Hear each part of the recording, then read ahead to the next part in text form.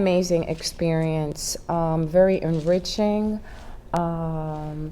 For me, someone that has been, for the past 2 years, like very focused in writing and being in school. So to be here today felt like I'd come out of the tunnel and to breathe again, and to know that women from the diaspora are creating and telling their stories and, you know, breathing and flexing their muscle and showing their strength and showing their beauty and showing their vulnerability and standing up for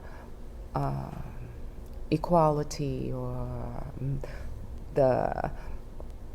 the struggle between male and female dynamics. I mean, these are the things, what I'm saying are the things that I experienced in the works that I saw today. And so that's very inspiring. Would you say that was a unique aspect of it? We're in the theater, so you can hear noise here and there, but that's a good thing because it's a theater festival.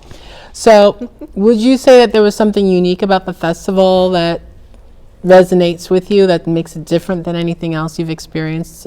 I'm sure you've attended a bunch of festivals because you are an artist and playwright.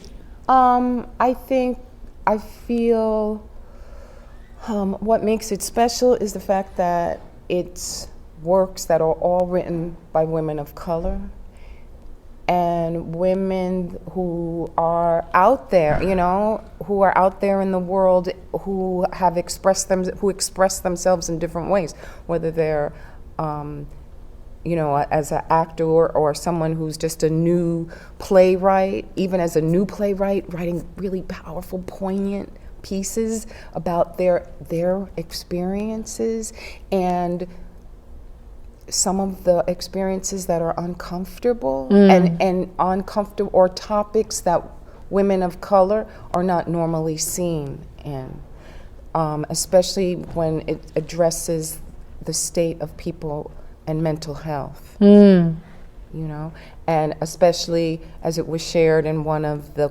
Q&As of, you know, each culture, especially within the Caribbean, and if you link, and as Magaly's trying to do, not just make it be, it's not just about the Caribbean, it's American Caribbean, and how that combination has its unique stories to tell, and its unique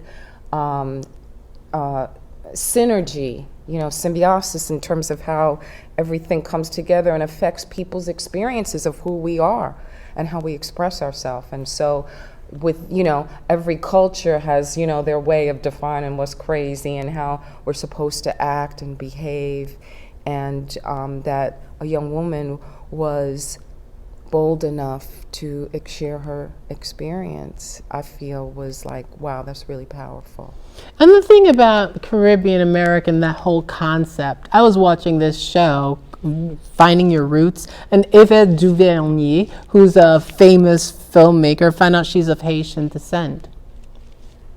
Way back in slavery times, that far back. But the question then becomes, how many Americans of color actually have Caribbean roots? Because it could be a whole lot more than we know, but the whole assimilation aesthetic that was part of the American story, it made people want to be quiet about it or to forget about it, not send that message from the generation to generation to claim that connection with the islands, it seems, because she had no idea about that until they did blood, you know, that blood DNA test where they trace back and back and back and back and back and back.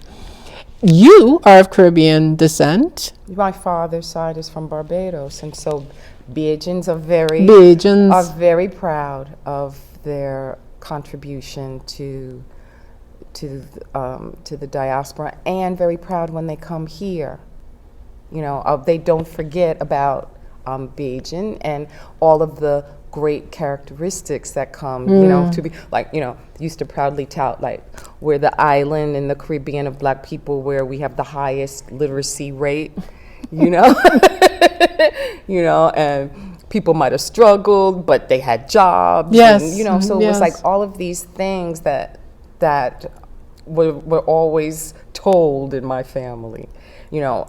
And I think that it was important, especially within my family with all the black men to tell this is who I am and to be proud about who you are. Not to say that, like the women weren't, but especially in terms of in this country, what happens to the black man. Right. So to be to know that, I'm half beige, I'm Bajan and I'm here in America. I chose to be here to have my opportunity. I mean, that immigrant story is you leave your family, you leave your culture to come here for an opportunity, not because you really want to be here, it's just because the opportunities here are worthy of the sacrifice. And I love the power of people who can do that. Well, what I think, yes, and what I think that's great about this festival is that it's, as I said, I've known growing up with the history of hearing the men in my family talk, that now hearing a generation of now us, the women's stories are being told, and that's very inspiring. So it was, so today to see, and to see film. There's also a film component to this, and there's some amazing films. Caribbean Film Academy screens some amazing films, 4 amazing films. Check out our website, www.conchellproductions.com, to see the films that were featured in this year's festival. So I want to thank you. Oh, my pleasure. I mean, I'm gonna be touting all of my friends like, yo, next year, you gotta go. Come definitely, and just keep your ears, to hear, and spread the word. And whenever you see her posting something, Conchell Productions posting here, like support. She's gotta donate. That's donate to support. Donate to support, because new works. We workshop new works, we develop new works, and we present new works in different stages of development. It may not be the final step in the development of the piece, it may be one of many steps, but we believe in the voice. So support Conchell Productions and come to all our events. We do more than just the Hear Her Call Caribbean American Festival. The Hear Her Call Caribbean American Festival is for women, about women, for everyone to hear the voice of the Caribbean American woman. Thank you.